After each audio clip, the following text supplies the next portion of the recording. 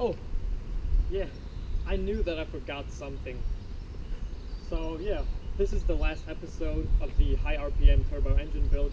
The car is finally done. I've been driving around with this car now for a couple of months. I've been enjoying it too much actually, and I forgot to film, but I really knew that I'm gonna have to film the last part. So how it came to all of this, you're gonna find out in this last episode. Now before we get into the cool stuff, there's still something I need to do while the engine is not installed in the car. So after installing the coolant reroute in the previous video, the last thing that's still left is clutch and flywheel. So this is the lightened flywheel that I have. Always make sure that the bolt threads are lubed with Loctite and that the bolts are torqued to the proper amount of torque, which is 100 Newton meters in this case. And the clutch that I'm going to be using is still my Flyin Miata Stage 2 clutch. It's this purple one. It's organic, by the way, and make sure it's centered right with the tool that's provided. And what I do is I mark the bolts that I have already torqued with a pen, so I make sure that nothing goes wrong when I'm revving like 8,000 RPM and I'm not cutting off my legs. After the car's been sitting around like this for almost a year, it's now finally time to unite the chassis and the engine back together to one unit, to one piece. Now as you can see, I don't even have a garage, so I did all that stuff outside. That's why you have to excuse me for not filming this every step process of putting this engine in the engine bay, but what I can tell you from my experience is that the first thing you want to do is align the input shaft of the transmission with the clutch and then bolt the transmission bolts through the bell housing into the engine block so it's assembled as one piece. And then you will have to assemble the engine mounts on the motor and try to fiddle the motor into the holes on the subframe, and that's actually the biggest pain in the ass of putting an engine into an Mx5 if you don't drop the subframe or if you don't drop the transmission and if you're putting the engine in like I did. Now that the engine's in and everything's pretty much bolted up, so the motor mounts are bolted up and set up correctly, engine's made it to the transmission, of course.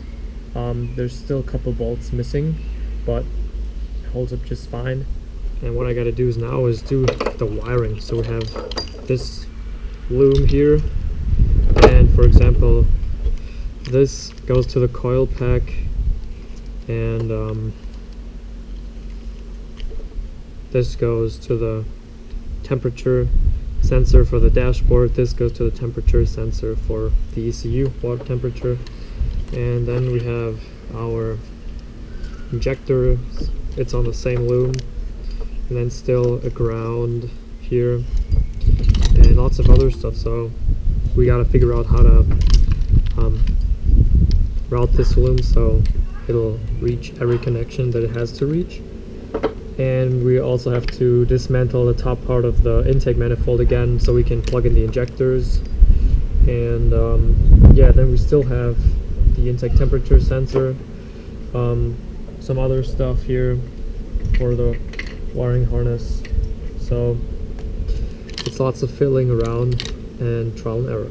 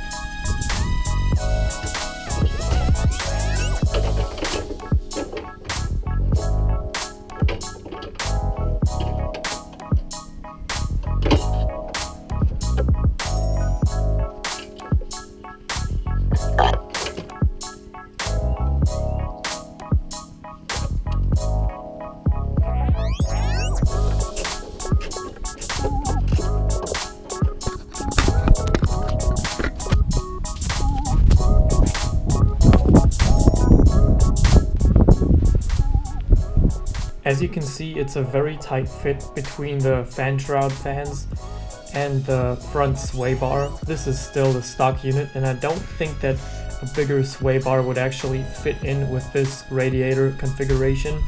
And another problem that I was facing is, since I have the coolant reroute and I don't have lots of space because of the NB intake manifold and the throttle body, the aluminum radiator inlet had to be re-welded at an angle so I could install the reroute properly.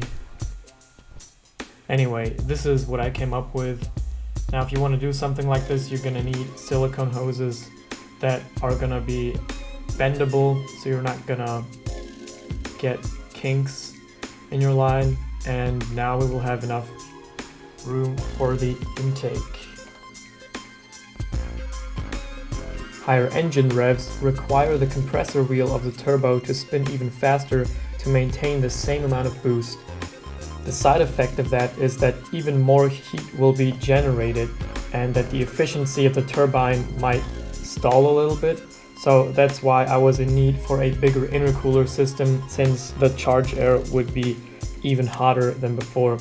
So I brought the car to a friend of mine so he can weld me a custom system with a bigger cooler and aluminum piping.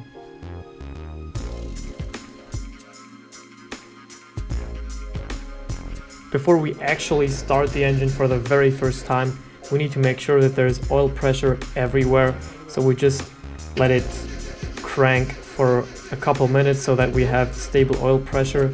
And while it's cranking, I'm setting the base timing with my timing light and the Tuner Studio application on my laptop, and then I can go ahead and start it.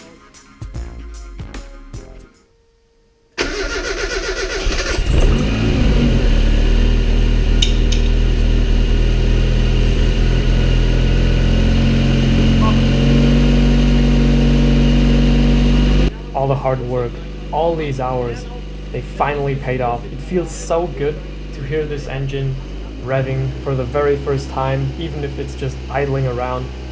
And now it's time to check for some leaks and get it out on the street immediately. But before we can actually beat on this engine, we still need to finish the honing process, which means we'll have to break in this engine. Basically what that means is lots of oil changes in the very first kilometers and no heavy right foot, no boosting, and after that we should be good to go. And for those of you that are interested in the specific way that I broke in my engine, I pretty much followed every step of the Flyin miata break-in procedure, and I'll put the link of that in the description.